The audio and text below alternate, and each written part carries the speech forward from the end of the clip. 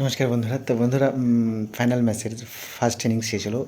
New Zealand সেখানে bat করলো। Bat করে কিন্তু তারা 251 রান করেছে। আর ভারতের টার্গেট কিন্তু এই মুহূর্তে 252 রান।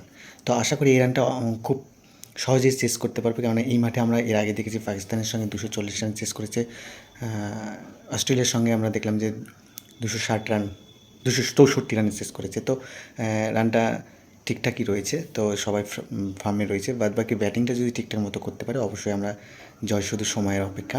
তবে আজকে একটু ধরে খেলতে হবে, কেননা যে নিউজিল্যান্ডে তারা কিন্তু পেসার মানে পেসার রয়েছে, তাদের বল ফাস্ট বলার রয়েছে, স্পিন তাদের এত নেই। ভারতের যেটা দেখলাম সেটা হচ্ছে স্পিনের উপর কিন্তু তারা খেললো। স্পিনিং কিন্তু সব থেকে বেশি উইকেট নিয়েছে। তো এখানে মোহাম্মদ শামি সে কিন্তু খুব রান খেয়েছে, উইকেট মাত্র একটাই নিতে পেরেছে।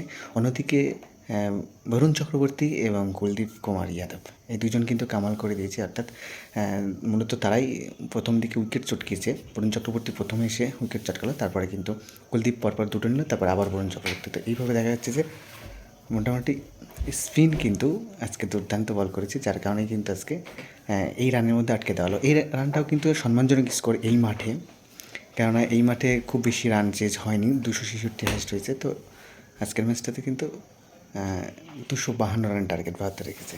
ভারতের যে ব্যাটিং লাইন আপ আছে, যদি ঠিকঠাক মতো খেলতে পারে তাহলে অবশ্যই কিন্তু এই রান সহজেই চেস করবে। বলতে পারি 2-4 ওভার বাকি থাকতে কিন্তু চেস করতে পারবে। তো বাদ বাকি দেখা যাক কী হচ্ছে।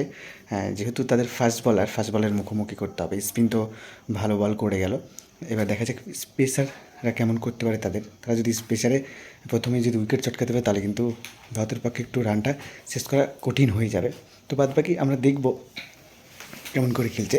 তবে অক্ষর কুমারকে বসিয়ে রাখানো হলো, তার 2 ওভার কিন্তু বাকি থাকতে কিন্তু তাকে উঠিয়ে রাখা হলো। তো এখানে দেখতে পাচ্ছি যে পেসার বল অর্থাৎ হচ্ছে মোহাম্মদ শামি কিন্তু রান খেয়েছে, ঠিক আছে। তো সেই জায়গায় দাঁড়িয়ে অক্ষর প্যাটেল কিন্তু আরও 2-4 ওভার খেলাতে পারতো। যদি খেলাতে পারতো তাহলে কিন্তু আমার মনে হয় আরও 10-20 রান কম আসতো, মানে 240-এর মধ্যে আটকানো যেত।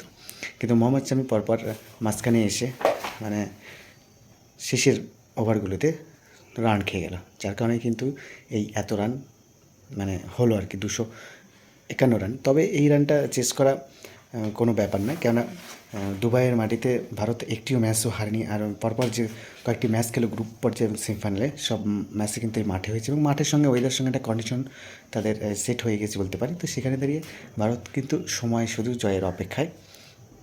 তো বাদবাকিটা তো আমরা দেখতে পাবো ব্যাটে কী করছে। তো যাই হোক, বেস্ট অফ লাক ইন্ডিয়া।